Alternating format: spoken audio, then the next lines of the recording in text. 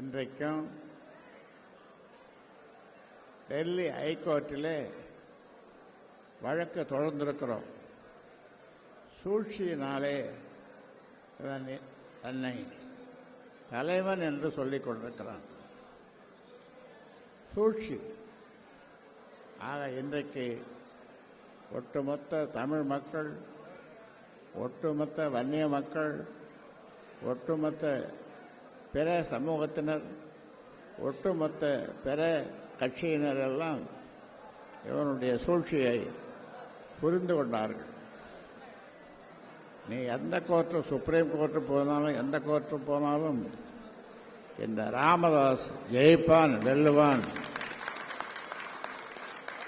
இவனை தோற்கடிக்க, ராமதாஸை தோற்கடிக்க யாராலும் முடியாது.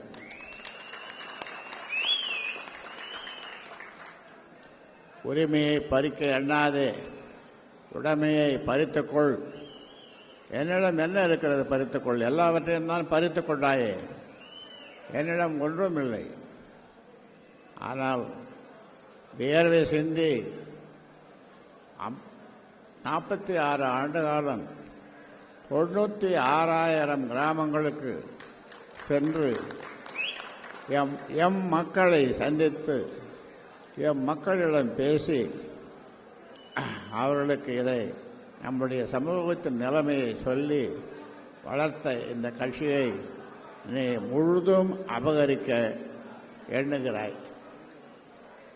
அதனாலே இந்த உரிமையை என்னால் விட்டுக் கொடுக்க முடியாத நிலையிலே தான் நான் மீண்டும் இந்த கட்சியினுடைய தலைவராக ஆனேன்.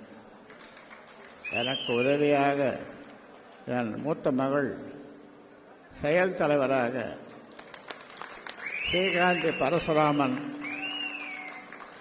அவரை எனக்கு துணையாக இருமா என்று அதை செயல் தலைவராக நியமித்தேன். இதற்கு முன்னாலே உங்களோடு பேசியது நீங்கள் பார்த்திருப்பீர்கள்.